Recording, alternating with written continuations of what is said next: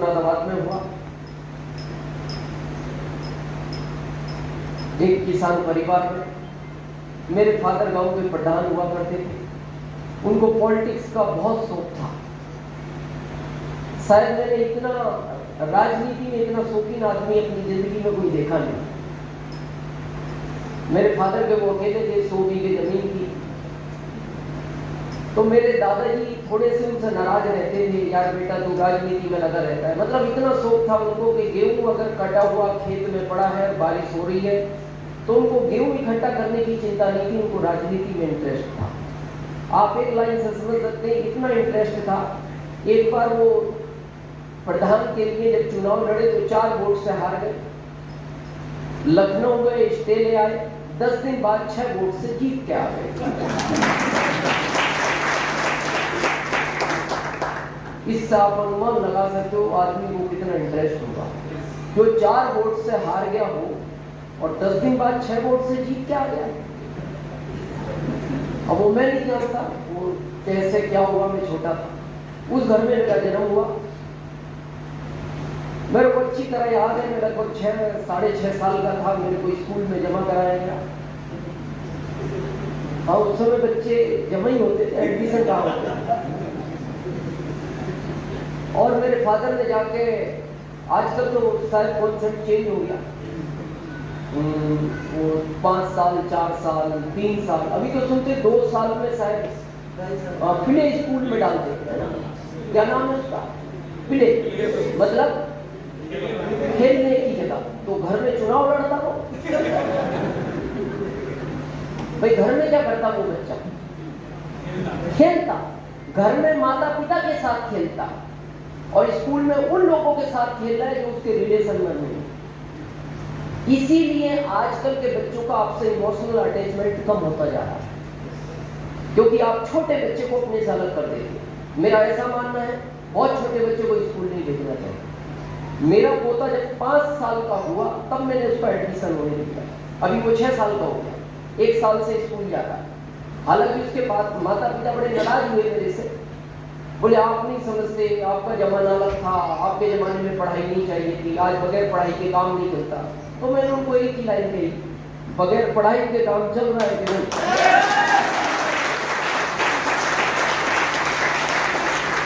मैंने कहा ये कितना भी बड़ा ऑफिसर बन जाए, ये मेरी बराबर पैसा नहीं कमा सकता।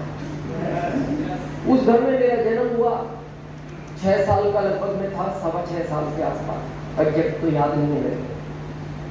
तो मेरे फादर ने हेड मास्टर साहब से जाके कहा, उस समय प्रिंसिपल नहीं हुआ करते थे, हेड मास्टर हुआ करते थे, ये मेरा बच्चा है, इसको पढ़ाओ, पढ़ने में अच्छा हो तो इसको हर साल क्लास बदलवा लो, पढ़ने में कमजोर हो तो इसको 1 साल उसी क्लास में रखना।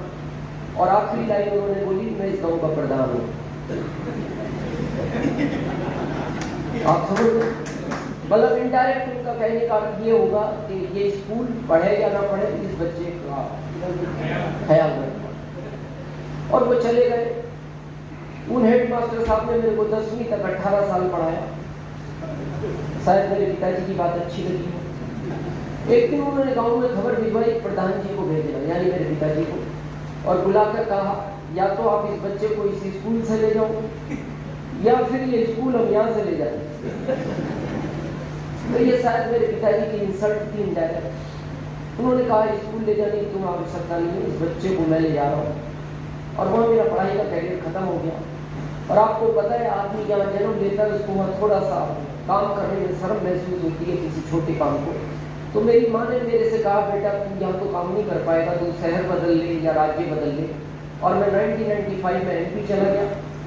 एमपी जाने के बाद मैं एमपी गवर्नमेंट को इसलिए बार बार धन्यवाद देता हूँ, वो 10वीं फेल वालों का ध्यान रखती है। उन्होंने मेरे को 2075 रुपये का जॉब दिया। उस जॉब को मैं कर ही रहा था, एक दिन जब मैं मेरे ऑफिस में एंटर हुआ तो मेरे बॉस को कोई आरसीएम का प्लान समझा रहा था। और आपको पता है, बॉस के सामने आप ज्यादा बोल नहीं सकते, ज्यादा डिस्कस नहीं कर सकते। तो उन्होंने चंद सेकंड के लिए मेरे को देखा। उन्होंने मेरे से ये भी नहीं कहा कि तू भी बैठ जा, तू भी समझे, और वो फिर प्लान समझने लगे। वो व्यक्ति कितनी देर से दिखा रहा था ये तो मैं नहीं जानता, लेकिन उसने मेरे सामने लगभग 30-35 मिनट बात की और 35 मिनट के बाद उसने मेरे बॉस को पूछा, यू आर इंटरेस्टेड? तो मेरे बॉस का जवाब था, आई एम नॉट इंटरेस्टेड, मैं इस तरह के काम नहीं करता। और वो व्यक्ति चला गया।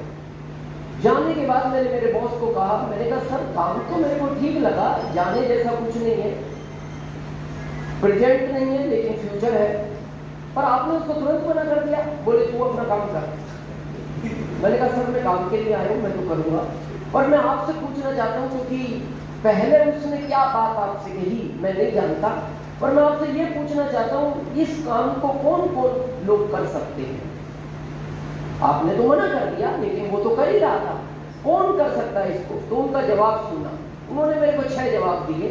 पहला, इस काम को वो लोग करते हैं जिनमें अकल नहीं होती। दूसरा, इस काम को वो लोग करते हैं जो पढ़े लिखे नहीं होते। तीसरा, इस काम को वो लोग करते हैं जिनके पास पहले से कोई काम नहीं है। चौथा, इस काम को वो लोग करते हैं जिनकी घर में कोई वैल्यू नहीं है। पांचवा, इस काम को वो लोग करते हैं जिनको रिश्तेदारी में कोई बुलाता नहीं। आखिरी और छठा, ये काम तू कर सकता है।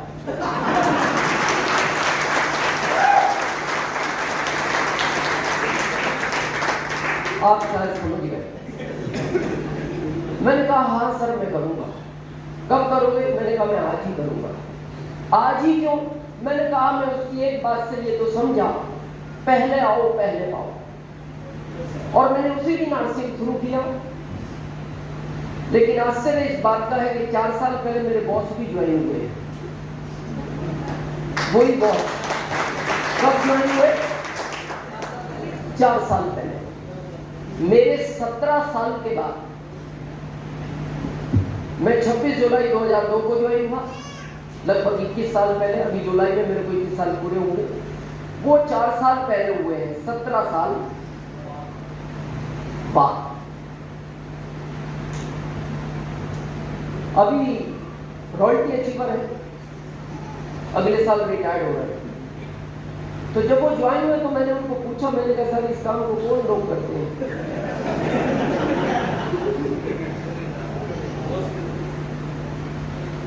इसके पीछे एक बहुत बड़ा मैसेज है, अगर आप समझ सको तो। मैंने कह तो दिया लेकिन उनको वो बात थोड़ी बुरी लगी। मेरा थोड़ा सा एक्साइटमेंट में फ्लो में मैं बोल गया, हालांकि मेरे को नहीं बोलना चाहिए था। वो रो पड़े, उनकी आंख से एकदम आंसू झलक आए। तो मेरे को अच्छा नहीं लगा, मेरे को लगा नहीं मेरे से गलती हुई है। मैंने माफी मांगी। मैंने कहा सर मैं माफी मांगता हूँ, मेरे को ऐसा नहीं बोलना चाहिए था, लेकिन मेरे को मेरे पुराने दिन याद आ गए तो मैं शायद बोल गया, लेकिन आई एम सॉरी। बोले दिनेश मेरे को इस बात का दुख नहीं है, तूने ऐसा क्यों कहा? मेरे को दुख इस बात का है, मेरे बच्चे जब बड़े होंगे तो ये प्रश्न वो भी मेरे से पूछेंगे कि पापा आप जॉब के अंदर दिनेश चौधरी की अप्लाई थे, भाई सीनियर अप्लाई। आप जॉब के अंदर दिनेश चौधरी की अप्लाई थे, आरसीएम में दिनेश चौधरी आपकी अप्लाई कैसे बन गए?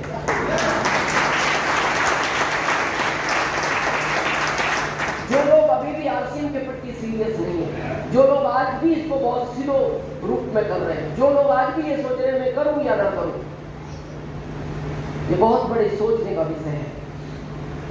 तो मैंने कहा सर पूछेंगे तो जवाब तो आप ही को देना। बोले जवाब तो देना है, पर देना क्या है ये तो बता दो। मैंने कहा ये तो आपको ही देना है क्योंकि आपके बच्चे हैं, आपको ही पता है क्या देना।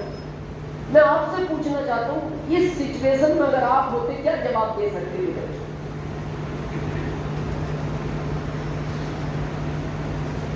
भाई आपके बच्चे पूछते कि जॉब में आप उस व्यक्ति की अप्लाई थे, आरसी में वो आपकी अप्लाई कैसे बन गया? जगदीश जी क्या जवाब दिया जा सकता? हाँ, निर्णय पहले नहीं लिया तो क्यों नहीं लिया, और पहले नहीं लिया तो अब क्यों लिया, और अब लिया तो उस समय क्यों नहीं लिया?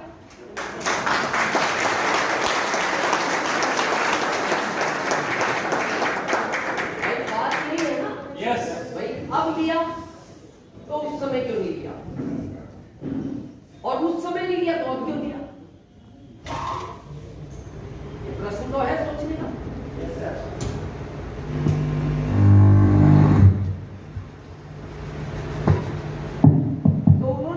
कहा, दिनेश तुम बहुत समय से आरसीएम में हो, आपके पास ज्यादा समझ है, आप बताओ मेरे को क्या जवाब देना चाहिए। मैंने कहा सर मेरे समझ में तो एक ही जवाब आ रहा है, कहते ना कि भाई उस समय मेरे को अकल नहीं थी।